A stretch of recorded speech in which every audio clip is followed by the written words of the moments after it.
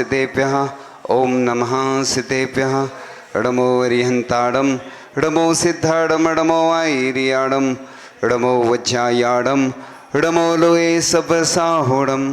चलते फिरते तीर्थ हैं हरते सब संताप, हम तो बस इतना जानते आप सरीखे आप, हम तो बस इतना जानते आप सरीखे आप। कुंडलपुर के बड़े बाबा की, मूलनायक श्री पार्श्वनाथ भगवान की जय, 24 तीर्थंकर भगवंतों की जय, अनंत अनंत सिद्ध परमेष्ठी भगवंतों की जय, 10 लक्षण महापर्व की जय, उत्तम मार्दव धर्म की जय, परम पूज्य आचार्य भगवान गुरुदेव शिक्षण विद्यासागर जी महामंडराज की जय, परम पूज्य आचार्य श्री समय सागर जी महामंडराज की जय, 3 कम 9 करोड़ मंडराजों की, बोल धर्मसागर जी भावसागर जी महाराज की, मुनि श्री धर्म सागर जी महाराज की, त्रिकाल वर्ती नव देवताओं की। आज का दिन मृदुता का दिन है, क्योंकि लोगों के अंदर वो मृदुता नहीं रह पाती है, साधु संतों के अंदर ही मृदुता रह पाती है। मुझे याद आ रहा है नेमावर का वह दृश्य कि श्री जी का विमान कोई लोग अपने कंधों पे लिए हुए थे और परम पूज्य आचार्य श्री विद्यासागर जी महाराज ऊपर से आते हैं और नमोस्तु करते हैं भगवान को, और वो दृश्य हम देखकर दंग रह जाते हैं कि धूल थी फिर भी बैठकर वो नमोस्तु करते हैं। दुनिया के सबसे बड़े आचार्य लेकिन धूल में बैठ करके भगवान को नमोस्तु कर रहे हैं। जब भी आचार्य भगवान को हम देखते थे कि वो उठते थे तो सबसे पहले किसको नमोस्तु करते थे? अपने जिनवाणी माँ को। कहाँ रहती जिनवाणी? सामने। देखो कितनी विनय, गुरु के प्रति कितनी विनय थी। अगर परम पूज्य आचार्य श्री विद्यासागर जी की प्रसिद्धि का कारण है तो वो क्या है? गुरु की विनय। गुरु की उन्होंने विनय की तो उनको गुरु ने सब दे दिया। कहते हैं गुरु ने दिया दे दिया, दिया दे दिया मतलब अंधेरे में भी तुम चल सकते हो। विनय करने से ये फायदा होता है। आज लोगों ने विनय करना ही छोड़ दिया, इसलिए सब गड़बड़ हो रहा है। हमने बहुत सारी ग्रंथ पढ़े, बहुत सारी पुस्तकें पढ़ी, एक ही बात लिखी है। क्या लिखी है? जितनी दुनिया की विद्याएं हैं तुम्हें सब हासिल हो सकती हैं, तुम्हारे आगे पीछे लोग दौड़ सकते हैं। क्या लिखा है? गुरु। जितने मंत्र सिद्ध होते हैं किससे होते हैं? गुरु की कृपा से। और लोकोपचार ग्रहण सिद्धि एक सूत्र आता है तत्व, इसमें व्याकरण पढ़ी है, व्याकरण में एक सूत्र आता है लोकोपचार ग्रहण सिद्धि, यानी लोक से भी कुछ चीजें ग्रहण की जाती हैं, लोक व्यवहार बोलते हैं। मूर्त विज्ञान में लिखा है कि अगर कोई मूर्त नहीं भी है, गुरु ने कह दिया मेरा आशीर्वाद है, तो बस स्वयं सिद्ध मूर्त हो जाता है। मैंने देखा है कि गुरु का आशीर्वाद और गुरु कृपा बहुत, प्रभु तो आशीर्वाद देते नहीं हैं, लेकिन प्रभु का आशीर्वाद हम लोग ले लेते हैं। जैसे हम आज्ञा लेते हैं ना, निवेदन करते हैं, जैसे मुनिराज के लिए कोई निवेदन करने नहीं जाए तो वो आहार को नहीं उठते हैं। क्यों नहीं उठते हैं? इतना तो बहुमान रहता है, उपवास कर लेंगे, क्षमता रहती है, समाधि भी हो जाए तो हो जाए, लेकिन कभी वो नहीं कहते कि हमारी व्यवस्था करो। औषधि के लिए भी कभी दूसरे साधु को बोल देते हैं, खुद के लिए कभी नहीं बोलते साधु।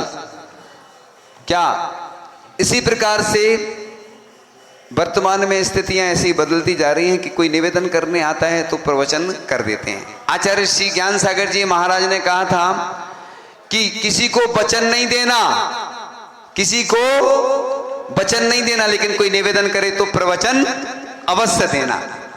तो इसलिए लोगों की रुचि तो कम हो रही है, पंचम काल है, लेकिन मुझे विश्वास है कि किसी न किसी निमित्त से तो वाणी पहुंच ही जाती है ना।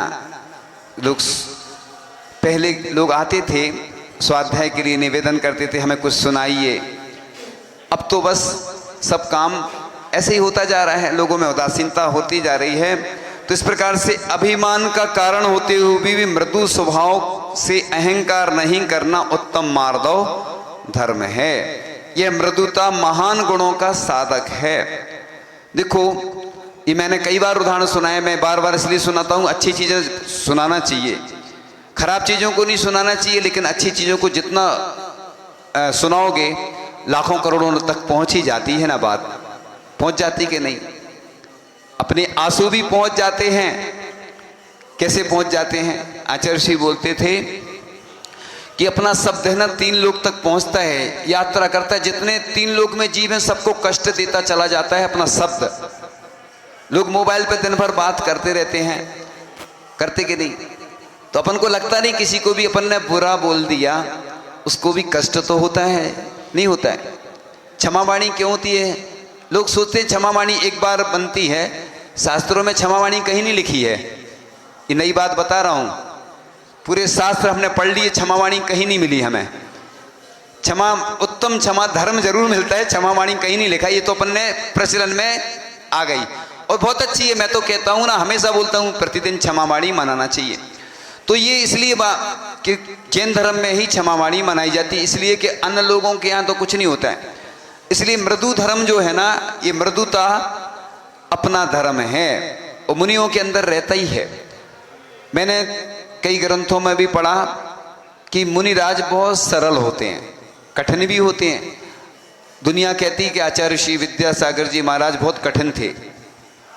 सही बात है, बहुत कठिन थे। उनसे कोई कठिन भी नहीं था और उनसे कोई सरल भी नहीं था। एक जगह पढ़ा था कि सरल होना भी कठिन है। क्या? सरल होना भी कठिन है। देखो कितनी बड़ी बात लिखी थी कि सरल होना सबसे। आज ये हमारे योगाचार्य जी बोल रहे थे कि महाराज जी बहुत सरल भी हों कठिन भी हैं। सही बात है, कठिन भी रहना पड़ता है सरल। आचार्य श्री चर्या में बहुत कठिन थे और अंदर बहुत सरल थे। हमने देखा है कि उनकी कोई आज्ञा नहीं मानता था तो वो कठिन हो जाते थे और वो जो उनकी भावना रहती थी। मुझे अब याद आ रहा है कि हमारे गुरुजी ने मुझे कितना दिया और वो देते चले गए और मैं उनके पास जाता था, कोई भी मैटर सुनाने बड़े अच्छे से सुनते थे। चंद्रगिरी में एक बार मैं लेकर गया, चूंकि मैं क्या है जो धर्म का प्रवचन है मैं पहले कर चुका हूं पूरे, इसलिए मैं पार्ट बाई पार्ट करता हूं। तो अभी 2nd पार्ट चल रहा है, कभी 3rd भी हो सकता है। मेरे क्या है पार्ट बाई पार्ट इसलिए चलते हैं कि उतना ही समय रहता है लोगों के पास, उतना ही समय हमारे पास रहता है। इसलिए इंटरनेशनल टाइम है, सब कुछ इंटरनेशनल ही चलता है। तो लोग सुने या ना सुने, चूंकि धर्म की बात है करना भी जरूरी है, उदाहरण देना भी जरूरी है। एक बार मैं चंद्रगिरी में आचार्य श्री के पास गया, कोई लेख था और बहुत अच्छा लेख था। तो हमने सोचा कि जैसे तुम लोग भोजन बनाते ना तो सोचते कि ये भोजन चल जाए। पहले जयपुर में जो रत्नों के व्यापारी होते थे, जो रत्न आता था नया पाषाण निकलता था कहीं से लाते थे तो सबसे पहले प्रतिमा बनवाते थे। इसलिए अपन पूरे देश में जो संस्कृति चलती है वो कौन सी चलती? पहली रोटी गाय की। क्यों चलती है ये? खुरई में एक वाहन तैयार किया उन्होंने कि घर घर से वो इकट्ठा करते हैं जो बचा हुआ भोजन है। मैं पूरे देश के लिए, विदेश में जो लोग सुन रहे हैं उन सब के लिए बोल रहा हूं कि अपन को एक नियम लेना चाहिए। 10 लक्षण आप मनाओ चाहे नहीं मनाओ, हमें कोई मतलब नहीं, क्योंकि हमें मालूम है 10 लक्षण का अर्थ हमने समझ लिया है जीवन में। लेकिन एक नियम जरूर लेना कि झूठा भोजन नहीं छोड़ेंगे। देखो कई ऐसे गरीब हैं पूरे देश भर में, ये अनर्थ दंड भी है। लाइट भी ऐसे ही उपयोग करें। मैं कहता हूं इससे बढ़कर दुनिया में कोई 10 लक्षण पर्व नहीं मन सकता अगर अपने एक नियम ले लिया कि मैं आज से झूठन नहीं छोड़ूंगा। और जब भी आहार में भी चलाएं, पूरी दुनिया को सुना रहा हूं मैं, जो जो आहार देते पूरे भारत के लोग सुन रहे हैं, सबके लिए बता रहा हूं। क्योंकि आजकल भारत में भी महाभारत हो रहा है भारत में महाभारत हो रहा है, इसलिए भैया मैं महाभारत नहीं करना चाहता हूं, मैं तो भारत को भारत ही बनाना चाहता हूं। क्योंकि हमारे गुरुदेव कह के गए भारत को इंडिया नहीं बनाना।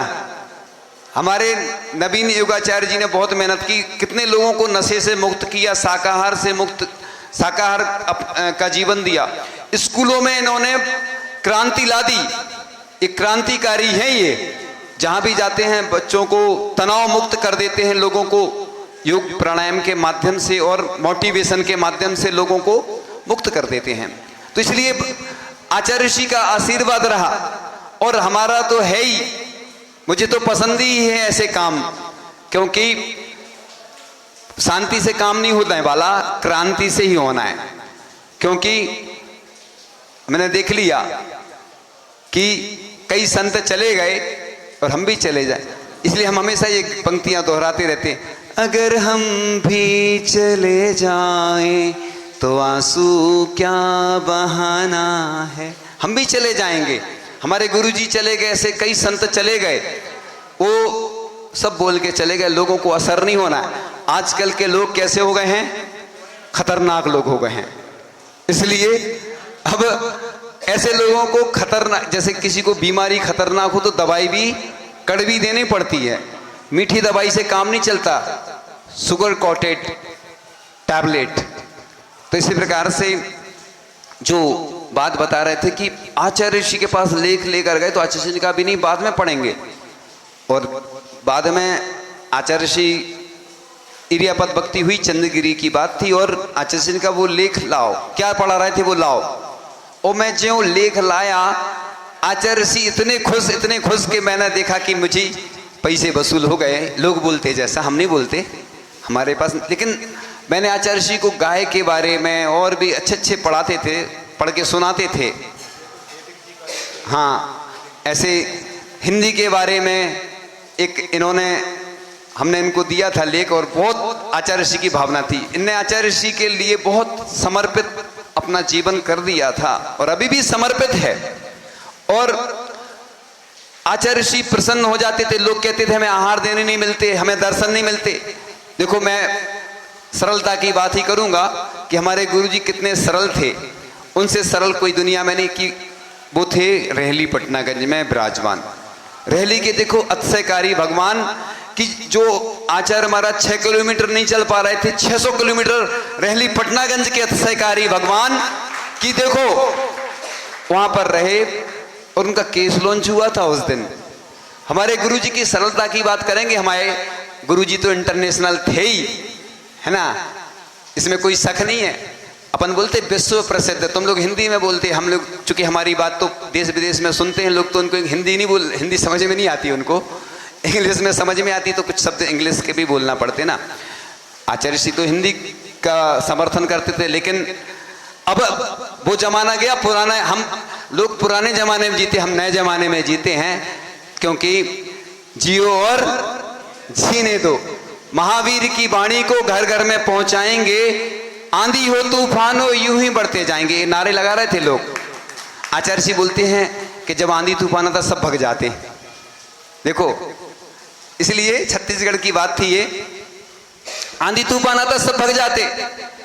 अभी हम पंक्ति सुनाएंगे आगे, भरोसा मत करना सांसों का, सांसों की डोरी टूट जाती है, सुनाएंगे अभी। चूंकि अपने पास सीमित समय है, दोपहर में सुना देंगे, अपन तो सुनाते ही रहते हैं, इसलिए कोई दिक्कत नहीं, पार्ट बाई पार्ट चल ही रहा है। तो आचार्य भगवान कितने सरल थे कि मतलब सबको देते चले गए, कुछ भी लिया नहीं उन्होंने। दिगंबरत्व की सही पहचान तो वही थे कि उन्होंने सबको दिया, कुछ लिया नहीं, देते देते चले गए और इस पृथ्वी से यहां से विदा हो गए। इसलिए जो मृदु धर्म से तीनों लोकों में सुख का खजाना यो स्वरूप होता है। मार्दव धर्म से भूषित मनुष्य मूर्ख भी पंडित कहा जाता है। सोचो, जैन धर्म में यही तो कहा गया है, वृक्ष होता ना वो खड़ा होता ना वो गिर जाता है, उखड़ जाता है, लेकिन छोटा वृक्ष। हाँ, कोई ने हमसे कल बोला कि महाराज जी आप ज्यादा टाइट नहीं बोला करो, लोग आना छोड़ देंगे। मैंने कहा लोग छोड़ दें, आना नहीं आए, हमें उसकी चिंता नहीं है, लेकिन मैं धर्म की व्याख्या तो वैसे ही करूंगा जैसा शास्त्रों में लिखा है। मैं निर्माल के बारे में बोलता हूं। कई लोगों बोला, एक बार मैंने कहीं पे बोला कि रात में ज्यादा मोबाइल नहीं चलाना चाहिए, लड़के चलाते हैं, तो एक लड़का बोले महाराज जी ऐसा नहीं बोला करो। समझ गया क्यों बोला उसने? रात में मोबाइल में किससे बात करते हैं या क्या देखते हैं, समझ जाओ बस। अब मैं एक बार मैंने शराब के बारे में बोला तो एक जने आ गए, महाराज जी ऐसा नहीं बोला करो शराब। तो मैंने कहा कल से ये बोलूं कि शराब खूब पिया करो। तो मैं तो साधु हूं, मैंने खुद छोड़ा है तो मैं तो बोलूंगा ना। और किसी के लिए मैं व्यक्तिगत बोल रहा हूं क्या, लोगों को बुरा लगे लग जाए, मैंने किसी का नाम नहीं लिया। और मैं अंतिम श्वास तक मैंने बोल दिया ना, परम पूज्य आचार्य श्री विद्यासागर जी महाराज, परम पूज्य आचार्य श्री समय सागर जी महाराज के लिए बोलता रहूंगा। और जिसको जो करना हो तो कर ले, ठीक है, मुझे चिंता नहीं है। मेरे प्राण जाए तो आज चले जाए, मैं तो अभी तैयार हूं बिल्कुल। मैं डरने वाला नहीं किसी से ना। मैं तो कफन बांध के घर से ही चला था। अंतिम श्वास मेरी जब निकलेगी, जब देव शास्त्रगुरु और धर्म के लिए किसी पे मर जाना इतनी बुरी बात नहीं है, किसी पर मर मिट जाना। लेकिन धर्म के लिए अगर मरोगे तो तुम अमर हो जाओगे, शहीद हो जाओगे। जैसे देश के लिए इतने सारे शहीद हो गए देश की रक्षा करते करते, ऐसी जैन धर्म की रक्षा के लिए मैं अपने प्राण देने को तैयार हूं। तुम्हें तो अपनी पत्नी प्यारी है, अपने बच्चे प्यारे हैं, अपना घर, मेरा तो कुछ नहीं। आचार्य जी बोलते थे, भजन की पंक्तियां चलती थी गीत की, मुसाफिर हूं यारो, ना घर है ना ठिकाना, हमें चलते जाना है, हाँ बस यूं ही चलते जाना। मुसाफिर हैं अपन तो, किसी से क्या लेना देना, ना तो कोई घर है अपना, ना कोई परिवार है। शरीर भी छूट जाए तो छूट जाए, क्या दिक्कत, अभी जाना तो चला जाए। मैं तो स्वागत करूंगा, मृत्यु को मैं महोत्सव मनाऊंगा। पूरी दुनिया जैसे आचार्य श्री के मृत्यु महोत्सव में लोगों को मालूम नहीं चला। एक बार तो लिखा था कि अगर लोगों को मालूम चल जाता ना पहले से, अगर इतने रात में समाधि नहीं हुई थी तो व्यवस्थाएं संभालना मुश्किल हो जाती। और लोग कैसे दुखी हुए वो सब बता चुके हम पहले। ऐसे एक संत हुए, सोचो आप, कि जिनके लिए पूरी दुनिया ऐसी रहती थी कि बिल्कुल वो आहार नहीं कर पाते थे, वो विहार नहीं कर पाते थे। और हम लोगों के सामने वो बार बार बोलते थे देखो इतनी भीड़ आती है। तो उनका पुण्य ही इतना लेके आए थे वो, तीर्थंकर जैसा पुण्य लेके आए थे वो। इसलिए संत किसी से डरता नहीं है। तुम लोगों को डर रहता कि इनकम टैक्स वाले छापा पाड़ देंगे, हमारे पास कुछ है ही नहीं। हमारे पास तो आ जाए इनकम टैक्स वाले, जहां सुन रहे हो ना इनकम टैक्स वाले, हमारे पास आ जाओ, हम बता देंगे किनके पास कितना धन है। हमारे पास सबका मालूम है। इनकम टैक्स वालों से दोस्ती करना पड़ेगी हमें। अब हमारे वैसे बहुत सारे जुड़े हुए हैं, आते रहते हैं, बहुत बड़े बड़े अधिकारी हैं। इनकम टैक्स वालों से हमारा अच्छा, अब उन्हीं से हमें करना पड़ेगा, जिससे, है ना, क्योंकि हमारे जो मंदिर है, हमारी गौशालाएं हैं, वो कैसे चलेंगी, दान से चलेंगी। इसलिए त्याग का दिन, दान का दिन होता है। कब तक घर में बैठे रहोगे, चिंता नहीं करो, घर में बैठे रहोगे कि कुछ कोई पूछने वाला नहीं है कब क्या हो जाए। इसलिए कुछ मिनट की बात कह के पूर्ण करेंगे, 10 तक होने वाली है। इसलिए जिस व्यक्ति की मृदु वाणी है उसके आगे दर्प से सहित शत्रु भी नष्ट हो जाते हैं। इसलिए कहा जाता कि अपन मीठा बोलो। हम कड़वा इसलिए बोल रहे हैं, आज मृदुता का दिन है, लेकिन हमारी जो टैबलेट है वो बहुत अच्छी है, 100% काम करती है हमारी टैबलेट, शुगर कोटेड वाली है। और कहते हैं घर में, परिवार में, समाज में अगर तुम अच्छा बोलोगे तो सबसे दोस्ती हो जाएगी, कड़वा बोलोगे तो मित्र भी शत्रु बन जाएंगे। एक व्यक्ति था, उसकी दुकान बहुत अच्छी चलती थी, बोलता आओ भगवान, ऐसे बोलता था। तो भगवान बोलने से अच्छा हो जाता। लेकिन अपन ऐसा नहीं कर सकते ना कि, लेकिन हम प्रशंसा भी सबकी बहुत करते हैं और बुराई भी खूब करते हैं लोगों की। बुराई इसलिए करते हैं कि मेरे पास कई ऐसे वैद्य जो गुस्सा होते थे तो लगता था यार ये गुस्सा हो रहा है। तुम लोग, उनने इतनी विद्याएं हासिल की हैं और उनके हिसाब से चलोगे तो तुम्हारा रोग ठीक हो जाएगा। इसलिए उत्तम मार्ग धर्म को पालने वाला व्यक्ति महान होता है, गुणवान व्यक्ति नम्र होता है। तो अभी शेष विषय आगे के पाठ में आएगा और बहुत अच्छे अच्छे विषय हैं, इसलिए इंटरनेशनल तरीके से बताएंगे कि कैसे आपका जीवन बहुत अच्छा बने। मोटिवेशन, इसलिए मैं बोलता हूँ कि मैंने भी वो चीज़ें हासिल नहीं कर पाई, लेकिन जब मैं पढ़ता हूँ और इतना अच्छा अच्छा विषय मिलता है कि लगता है कि जीवन बदल जाता है व्यक्ति का। यानी जो बच्चे हैं पढ़ाई में आगे आना चाहते, जो लोग फेल हैं, मैं ऐसे लोगों का स्वागत इसलिए करता हूँ। मुझे ना तो सेठ चाहिए, ना पढ़े लिखे लोग चाहिए, मुझे गरीब आदमी चाहिए, बस रोगी चाहिए मुझे। मैं उनका मित्र हूँ। पूरे विश्व के लोग मेरे पास आएंगे तो मैं उनकी मदद करूँगा, रोगियों की। मैंने एक भावना व्यक्त की है, सबका सहयोग अंतर्राष्ट्रीय समूह एक ऐसा होना चाहिए जिसमें हमारी समाज में जहाँ भी जिस मंदिर में छत्र लगना हो, चमर लगना हो, और जहाँ भी जो काम हो पूरे देश भर के काम हो जाएं, विदेशों में भी हो जाएं और विदेश के लोग भी इससे जुड़ें, जिससे कि हमारे कोई ऐसे व्यक्ति रहते गरीब रहते, चिकित्सा की जरूरत है, कोई देता नहीं है। मतलब लोगों के पास पैसा इतना है लेकिन काय के लिए? बर्बाद करने के लिए है, विषयों के लिए है। कार अच्छी खरीदेंगे, मकान दुकान मोबाइल खरीदेंगे, लेकिन जैसी दान की बात आएगी तो हमारे पास तो है ही नहीं। इसलिए मैं सबका मालिक हूं। किसका हूं? सबका मालिक नहीं, सबका मालिक एक बोलते थे, मतलब जिनको जरूरत है। मेरे पास कुछ नहीं है, लेकिन गुरु और प्रभु कृपा से, जिनवाणी की कृपा से ऐसे लोग तैयार हो जाएं, चाहे भले ही वो 1 रुपया दें। 1 करोड़ लोग अगर 1-1 रुपया देंगे तो कितना हो जाएगा? 1 करोड़ हो जाएगा।